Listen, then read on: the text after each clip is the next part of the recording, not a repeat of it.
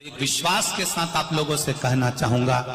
जितने लोग आस्था पर कथा सुन रहे हो, जितने फेसबुक यूट्यूब पर सुन रहे हो और जितने लोग मालेगांव की ये पवित्र भूमि पर बैठकर कथा सुन रहे हो, एक दिल से कहूं आप लोगों से, आप स्वीकार करिएगा,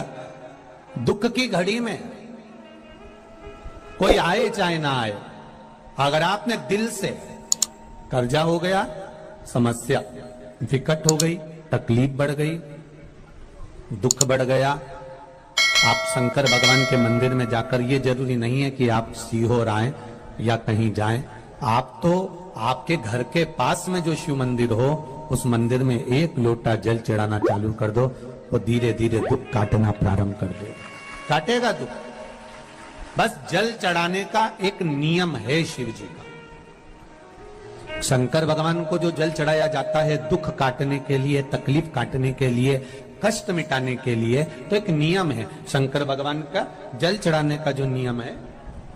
जैसे ये गौल जलाधारी है, यहां से पानी गिरता है, ये शिवलिंग है, ये दो जो भगवान का पानी जहां बहकर जाता है ये गोल में से, तो यहां जो स्थान है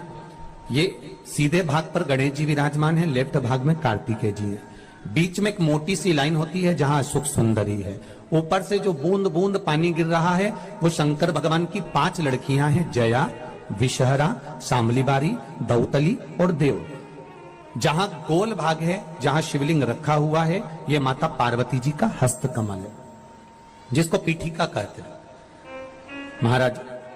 जल चढ़ाने का नियम है, जब हमारे ऊपर दुख होता है, तकलीफ होती है, कष्ट होता है, बड़ी दिक्कत परेशानी होती है, तो हम जल चढ़ाते हैं। तो उस जल को चढ़ाने का नियम है, पहले गणेश जी का स्थान, कार्तिकेय का स्थान, अशोक सुंदरी की जगह, फिर